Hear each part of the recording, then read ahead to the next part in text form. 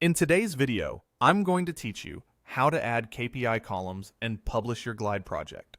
We'll walk through the exact steps to get your key performance indicators into Glide and make them live, so your app or dashboard stays clear, consistent, and up to date.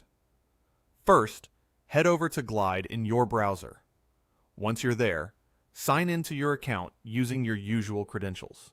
After you're in, open the project you want to edit.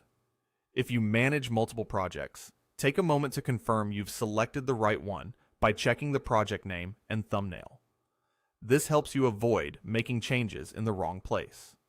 Inside your project, look to the right sidebar and click Data Grid.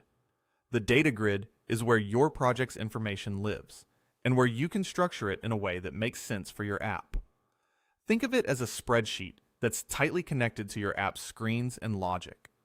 Now let's add the columns you'll need for your KPIs. Create a column for KPI name, another for target, and one for current value. Keep the names simple and consistent so you can easily reference them later.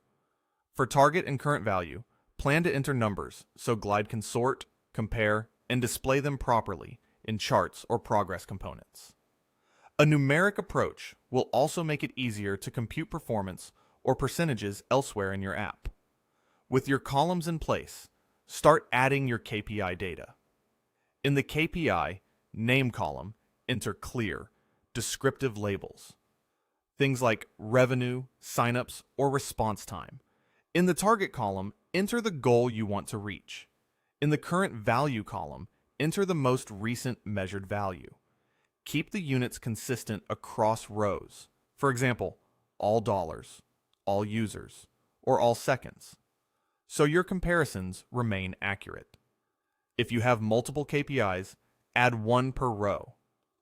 As you type, Glide saves your changes automatically, which reduces the risk of losing your work. When your data looks good, move to the top right and click Publish. This pushes your updates live, so your users can see the latest KPI values. If you've already published before, republishing will update the existing version. After publishing, it's a good idea to glance at your app to confirm everything displays as expected, especially if you use charts or progress bars tied to these columns. Thanks for watching this step-by-step Glide tutorial. If you found this helpful, make sure to like the video, leave a comment below, and subscribe to the channel for more tutorials and walkthroughs. See you in the next video.